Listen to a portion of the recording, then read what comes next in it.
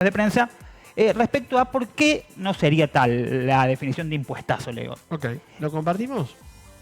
A ver, si me tiene un poco de paciencia, cuento un poco rápidamente la historia de cómo se genera un impuesto. Un impuesto se genera con una ley impositiva, un código tributario que se manda a la legislatura. Nosotros siempre en el tema rural generalmente lo charlamos con la mesa de enlace provincial, con las 4 entidades. En este caso usamos un índice de actualización, no de aumento, no de evaluación de las propiedades, sino un índice que se llama IPIN, que es el índice de precio mayorista agropecuario. La legislatura aprobó, la legislatura tiene todo un proceso de primera, segunda lectura, audiencias públicas, aprobó, inclusive con el acompañamiento de la oposición, la ley impositiva y por lo tanto el impuesto inmobiliario rural. Una vez que se aprobó eso, bueno, se puso en marcha, obviamente los cedulones empiezan a emitirse en enero. En el mes de enero el gobernador, viendo un contexto bastante dificultoso, ¿en qué sentido? La lluvia no era lo suficiente, los precios internacionales de los cereales y oleaginosos estaban en baja y las malditas retenciones que seguían pegando muy fuerte. Nosotros habíamos empezado a hablar de retenciones de manera muy fuerte con la mesa de enlace, los 3 gobernadores de la región centro y después la mesa de enlace nacional y terminó bajándose en parte las retenciones de sobre todo la soja, 6 puntos. Bueno, a partir de eso se decide hacer un programa de alivio fiscal. ¿Qué significaba? Tomar la actualización, el índice de precios salariales, el aumento salarial del año, obviamente, 24, contado desde noviembre, octubre de 23 a octubre del 24, que esta es otra de las confusiones que se genera, porque la ley impositiva entra a regir más o menos en noviembre, se vota, así que el índice era octubre del año 23 al año 24. Eso era 172.5, igual que el impuesto inmobiliario urbano, la actualización.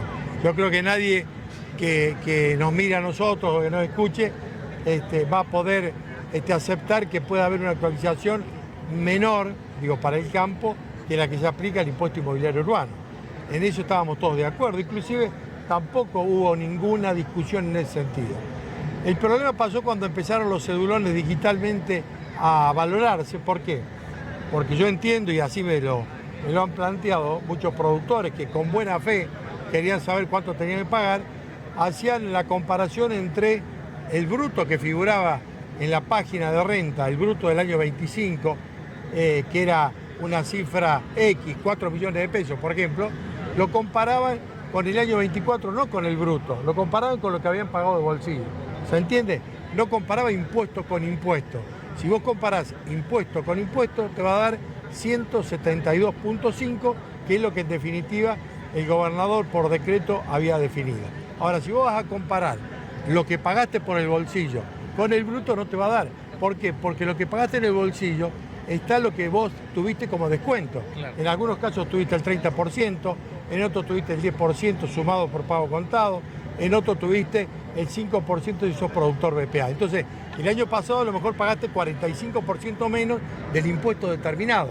Y este año vos lo estás comparando con el impuesto bruto, por decirlo. Si vos lo comparás con lo que vas a pagar, seguramente te va a dar ese 172.5.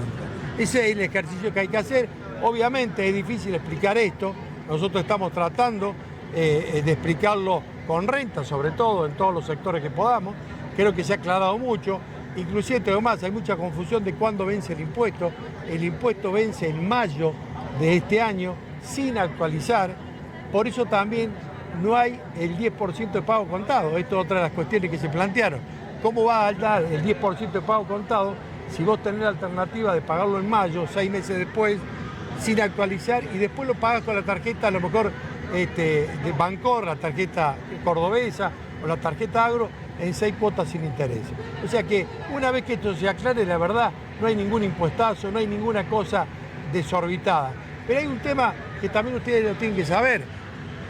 El impuesto inmobiliario rural, el 98% vuelve todo al campo, un fondo de desarrollo agropecuario, o sea, no va a renta general, o sea, que todo lo que paga el productor vuelve para que los consorcios camineros tengan plata, los consorcios canaleros, de conservación de suelo, el financiamiento de caminos rurales pavimentados. Por ejemplo, nosotros vamos a estar haciendo una obra acá en Villa María, pavimentando 10 kilómetros de Cabío, que es una obra que la vamos a hacer en partes iguales entre los privados y nosotros. Bueno, esos son muchos recursos que hay que poner para financiar esa obra.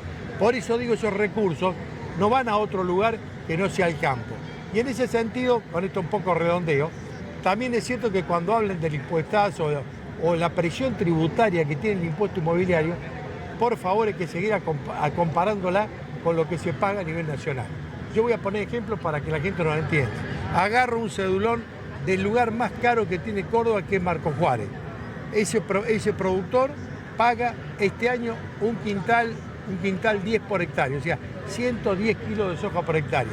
Cuando yo le pregunto a ese productor cuánto vas a pagar de retención este año, va a pagar 1.500 kilos de soja por hectárea. O sea, paga 100 kilos de soja aproximadamente por el impuesto inmobiliario rural, que yo le devuelvo, el gobierno le devuelve el 98%, y paga de retenciones todavía aún con la baja casi 1.400, 1.500 kilos de soja por hectárea, y eso queda todo allá, no vuelve nada acá.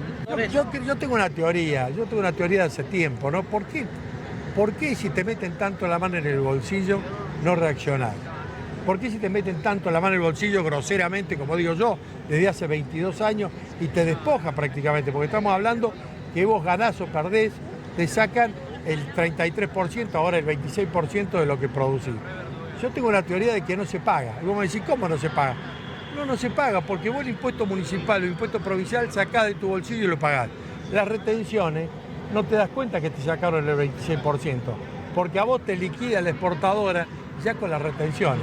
Por eso yo el otro día, hablando con los ministros de Entre Ríos y Santa Fe, el de Entre Ríos decía una buena idea. Hay que empezar a plantearle al gobierno nacional o a los liquidadores nuestros que pongan y discriminen dónde está la retención. Que cuando vos recibís el valor del precio de la soja, por ejemplo, que figure para que vos te das cuenta que estás aportando eso al Estado Nacional.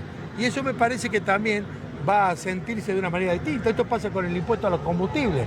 Nosotros cargamos nafta o gasoil y pagamos un impuesto para arreglar las rutas nacionales. Y sabemos que la ruta nacional no se arregla. Entonces, a veces la gente desconoce eso.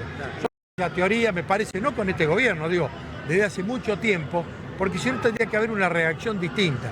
De todas formas, yo creo que obviamente el peso de las retenciones es muy fuerte, hay que seguir peleando para que se elimine. El impuesto inmobiliario puede ser discutible o no, nosotros tratamos de ser razonables, todos los años fuimos razonables, más o menos lo medimos a valor producto. Yo inclusive les he sugerido a la mesa de enlace que el año que viene pongamos la valor producto, una canasta de productos, que realmente entre la soja, la leche, la carne, el trigo, el maíz, saquemos una media y que realmente el productor sepa que pague el impuesto con lo que produce. Eso sería muy bueno. La verdad que no quiero opinar, yo quiero quedar con la buena intención de la gente. Después la política siempre juega a veces roles que tratan de aprovechar alguna situación. Acá lo importante es explicarle al productor que nos está viendo, escuchando, al productor que tiene buena fe, que no va a pagar más de lo que dice el decreto. Eso es lo que hay que decir. No va a pagar 200, 300 ni 500, no. Va a pagar 172,5 del impuesto a impuesto. Y después tiene que ponerle los descuentos, que algunos lo tienen y otros no. Si vos sos contribuyente cumplidor, tenés un 30, y si sos BPA, tenés un 5. No va a haber, vuelvo a repetir, ese 10%, y por eso también ahí puede haber un cálculo equivocado, porque vos no estás pagando de contado, estás pagando a mayo sin actualizar, y vuelvo a repetir, con la tarjeta cordobesa que tiene 6 cuotas. Bueno, la palabra de Sergio Busso, el ministro de Agrobioindustria, hablando al respecto de un tema que ha traído, por supuesto, bastante polémica.